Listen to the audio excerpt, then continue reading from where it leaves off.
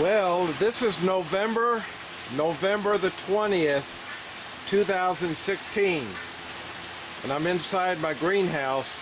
It is actually about 46 degrees outside, and it's 70 degrees inside the greenhouse.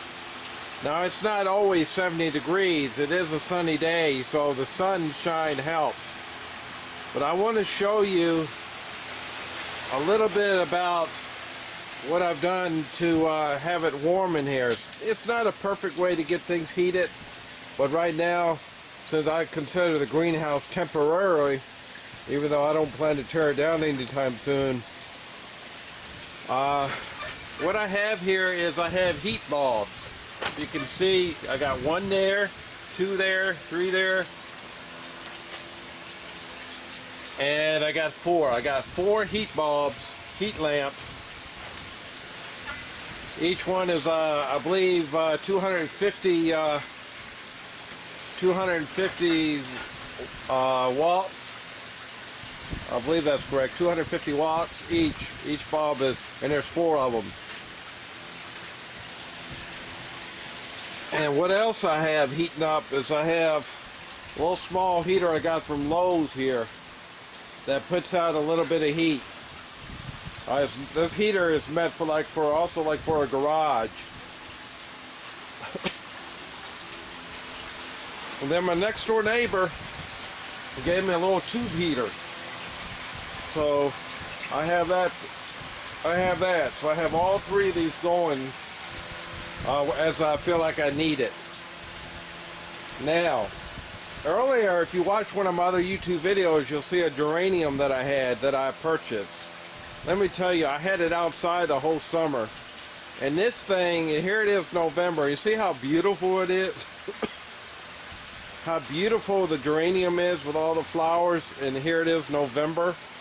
It's inside the greenhouse. And it didn't even do that well outside at all. I bought this thing, somewhere around, I don't know, June. And like I said, I had it outside. It would bloom, and then the flowers would die, and I cut it back. It'd come back again. Then I brought it inside the greenhouse, and this thing came alive. It's the same story for a lot of what I have in here, and that's geranium. And I had the same problem with this so-called what's it called, coldest. I can never pronounce it very well. But that wasn't doing so well outside either, and I bought it. And then I took it and I brought it back here inside the greenhouse. I put it in this greenhouse, and it just shot like crazy. It is huge. And this says plant here is some sort of what they call some Jew plant. It did really well, and I cut it back, and so basically I want to repot it too, because there's so much roots inside it that it needs to be in a bigger pot. I don't remember what this one is. Watch some of my other videos. You'll see how small these plants are, and they stayed small pretty much throughout the entire spring and summer. Now, I bought them in a greenhouse. I don't know what it is, but maybe it was a little less light in here because I have a couple layers of plastic. But these are beautiful plants. And this, I have this mum plant that I just bought a couple weeks ago, and I actually cut off a lot of the flowers because I want this thing to continue to live as long as possible. And if I cut some of the flowers off, then more blooms, new blooms will continue to grow. And I also have a lemon trees in here. So you can see all the lemons on this lemon tree. And I have a small lemon tree. This is actually the only lemon tree that I can see. Here it is in November that has blooms on it. I think it's because it's down low and it's getting the sunshine. And for some reason it's just a plant that's doing well. This is a lemon tree where I don't know why it's not doing well. It's the only one that I have. It's actually, I see a little bit of blooms there. So I'm sure it will come back. The leaves have turned yellow. I don't understand exactly why. I'm sure it has something to do with either too much water, perhaps too much fertilizer. I don't know, because why are the others doing okay and it's not? I have also have the umbrella tree. You can see right in front of there the umbrella tree. You can watch some of my other videos that I posted with these plants, and you can see how much larger these things gotten. Next to it I have a lemon tree. You see the gigantic lemon, and these are really big lemons. I got a couple of lemons I'm going to pick for Thanksgiving and take over and show some people. They're turning yellow now. They're quite a bit yellow. They're not, you know, they're pretty close. You could use them right now.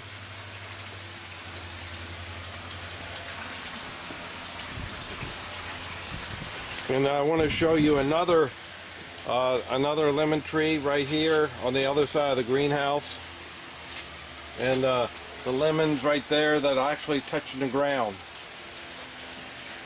And this is one of my plants right here. It's a Jew type plant. I don't know what they call it, a weeping Jew, or what the name is exactly. But I love this plant. This is a hanging basket, of course. And let me tell you a little story about it. I had an apartment many years ago, long time ago, back in the 1980s. I lived in Crestview Apartments. I had a hanging basket, and I hung it out outside in a hanger, and someone stole it. And this is the exact plant that I had that they stole. Well, not the exact plant, you know what I mean. It's a Jew plant. And it was beautiful, and it had grown so, it grew like, you know, just a lot of hair just hanging down. And this plant is well on its way, and I just bought it a couple weeks ago also at the greenhouse. Now I want to show you one more plant. This is a moringa tree, and this is the one that's doing the best. And it goes down there, and it's down on this big pot. I'm having a hard time. I wish these plants were doing a little bit better. But you can see I have them there. And I have another one here that was, it's a lot shorter, planted at the same time, and it wasn't doing all that well, but you know, the greens came back. So I don't know why. It's supposed to be an easy plant to take care of, and also is a very healthy plant. Moringa, M-O-R, starts M-O-R, meringue. A-N-G-A. You might want to do some research on it. It's probably the most healthy plant of all. And you can eat the leaves. You can eat pretty much every part of the plant, but I'd be careful about the roots. And I do research.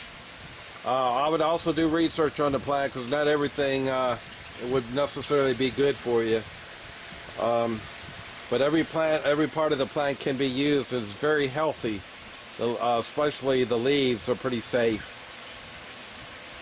And yes, that's a little tour on my greenhouse.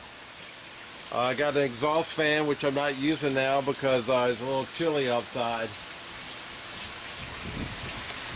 I have my hydroponics there, but it's more like a table at the moment. I have hydroponics here, which I need to clean. I just took out the plants a day or two ago, and so it'll be ready to plant when I feel like I'm ready to start planting again. Plant maybe some lettuce or something like that. And the only other thing I have back here is I have tomatoes plants, but they're not blooming any flowers. They never have. But there's no reason for me to kill them unless I feel like, okay, I want to plant something. I'm hoping maybe they will bloom and they'll continue to grow. They're kind of stringy.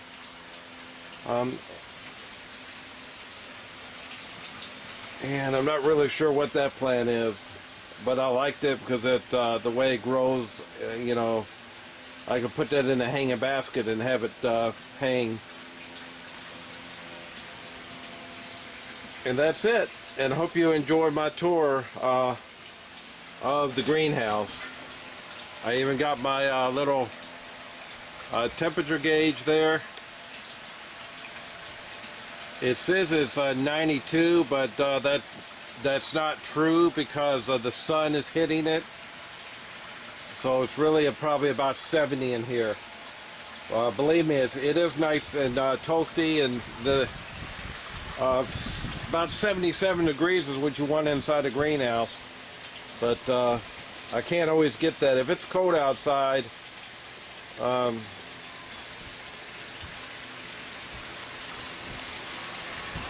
that's it. Take care and God bless. Bye-bye.